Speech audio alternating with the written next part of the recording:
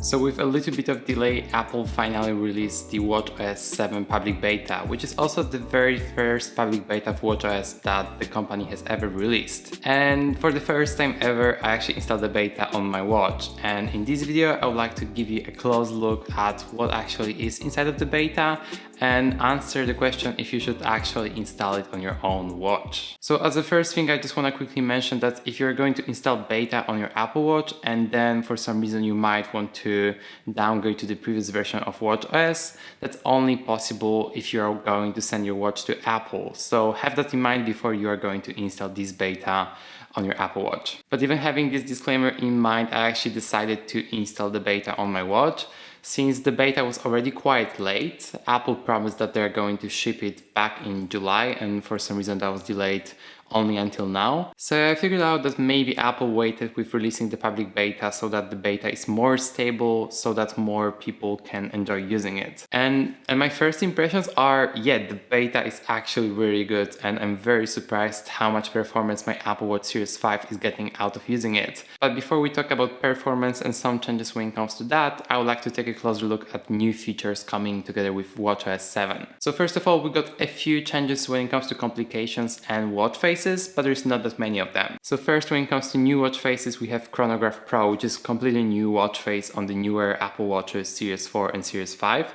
And probably also upcoming Series 6. And as you may see in the middle of the watch face, we have a tachometer. And if I tap on the tachometer, I get this tachometer view, and then I can start the timer. And this way you can measure speed, for example, of cars, planes, etc. And to be honest, I have no idea how to read this, but if there is some of you who might be familiar with tachometer watches, this definitely is a feature for you. And also, if we go to settings of this watch face, now we also have to hold and press instead of force pressing, but that's something I'm gonna get back to later. We can edit this watch face and actually change the time scale to something that might be more useful for you. Of course, there is tachometer, there is 60 second, there is 30 second, 6 second, and 3 second. In my case, I think the 30-second one is actually quite useful for things like brewing coffee, and I might be maybe actually using the watch face once in a while. So Chronograph Pro is the only watch face added in this update, but there is also updates to a few other watch faces, including X Large. So up until now, X Large was only showing time, but now in this update, Apple actually added interactive complications. So I set it here, and as you may see, I have a huge complication telling me about the air quality in Berlin. But I can tap here and I can quickly scroll through the list of complications that I have available. But besides that, there is no other change when it comes to this watch face. The next watch face that got some changes is one called Photos, and that's the one that allows you to set any photo to have on your watch face. And here, as you may see, I have this duotone effect, and I can tap here to edit and select one of the different ones. And if you're familiar with Spotify's covers for playlists, this is a very similar look, and they use basically the same kind of filter for that. And last but not least, Apple also added bright color to more watch faces, including numerals duo that I have here. I can scroll down and I can find the rainbow color, and yeah, that looks really cool on the Apple Watch. But the biggest change coming to Apple Watch watch faces is the fact that one app can now offer more than one complication. In my opinion, it's really cool because this way I'll be able to create a very specialized watch face that's perfect in a very specific condition. And with that change, there's also some changes to the way how we actually set up the watch faces. So if I hold press, edit, and go to complications, you can see that the view when it comes to changing the complications looks a little bit different. And for example, we have complications for shortcuts, which is actually back on the Apple Watch.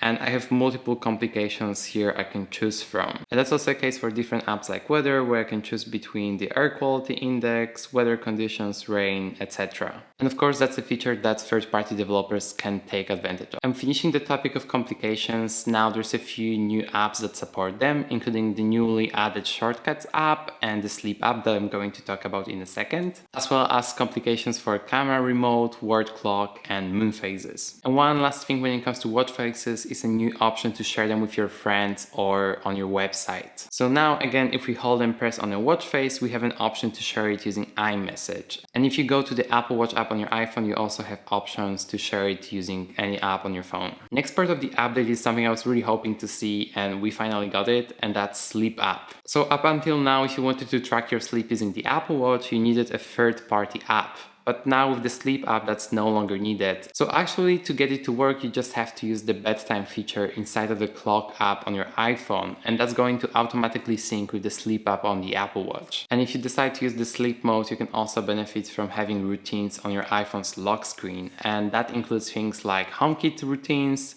as well as access to music playback and meditation apps. But there's way more features you can set there, and I highly recommend checking it out once you have watchOS 7 and iOS 14 installed. And what's also great is that if you have less than 30% battery on your Apple Watch, your iPhone will give you a notification before going to bed, so that you still have some time to charge your watch before going to sleep. And that's a very important thing to have in mind, because if you have less than 30% of battery on your Apple Watch, then sleep tracking won't work. But if it worked, you will see a new screen right after you wake up that will tell you about the weather for the day, as well as what's your current Apple Watch charge. And if you go to the Health app, you can see a summary of your sleep, like with every other sleep tracking app.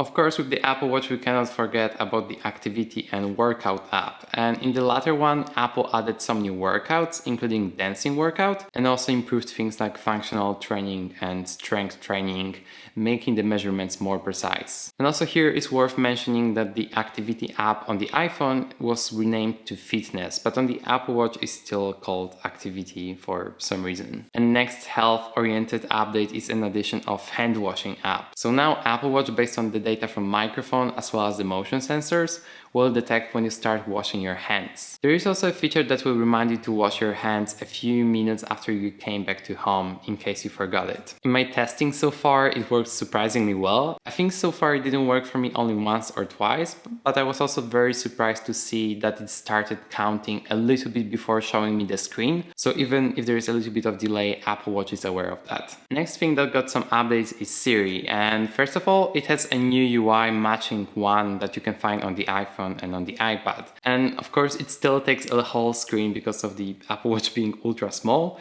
It looks completely new and it has a few new features. So for example, you're now able to ask it to translate certain things, like for example, how to say good morning in German. In German, good morning is Guten Morgen.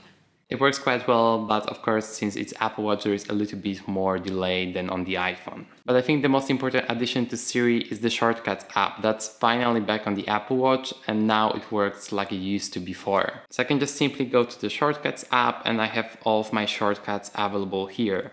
And I can also specify on the iPhone which shortcuts I want to show up on the Apple Watch app. And for me, it works really well with things like HomeKit routines. I have one, for example, called Netflix Time that changes lights in my apartment and turns on the Apple TV. So these were the most important changes coming to watchOS 7, but there's also some other ones. For example, there is cycling navigation, although as I said in my iOS 14 video, it only works in certain cities like San Francisco, New York City, and certain places in China. I also noticed that there is some changes coming to the Apple Wallet, and that's something that Apple didn't really talk about, but basically the UI of the app is much simpler, and now if you double tap the side button, you actually have access to all of your passbook cards and you can preview QR codes and simply scroll using the digital crown. And for me, that's a really welcome improvement, because before, if you double press the button on the side, it only showed you your Apple Pay cards. Another very noticeable improvement for me is how fast Apple Watch got with this update. I'm using Series 5, which is the newest watch currently available, but even that feels way faster than when I got it. So for example, when you click the digital crown, it immediately goes to the home screen. If you double click it, you can easily go between last used apps, and you can see that it switches very, very fast. And one more thing that I briefly mentioned earlier is the fact that there is no longer Force Touch on the Apple Watch. And that was replaced with tap and hold gesture, for example, in places like Apple Watch Faces. But it also affected some third-party apps that used Force Touch before, like things where you have to tap and hold in the center of the screen to access settings. In first-party apps like Mail and Messages, Apple just added buttons for quick actions. But in some other places, like when you want to switch between the grid view and the list view inside of the home screen, you actually actually have to dig to settings to be able to change it. So yeah, these are all the changes coming with watchOS 7 update. And once again, if you would like to install it on your own watch, have in mind that if something goes bad or you would like to just downgrade to watchOS 6, you would have to send your watch to Apple for them to do it. In my case, I didn't notice anything bad so far when it comes to the update, and as I said, it's actually improved the speed of using the Apple Watch a bit, but things like battery life seem to be a little bit worse, and for example, now I have 37%, actually 35, but I was also using the watch quite a lot to use all of the new features, and yeah, I'll probably just have to charge my watch during the day now, just a little bit. If you have any questions about watchOS 7 and the public beta, be sure to leave them in the comments down below. And if you'd like to see more videos like this one, be sure to subscribe to this channel and check out some of my other videos. That's it for this one, thank you for watching and see you in the next one.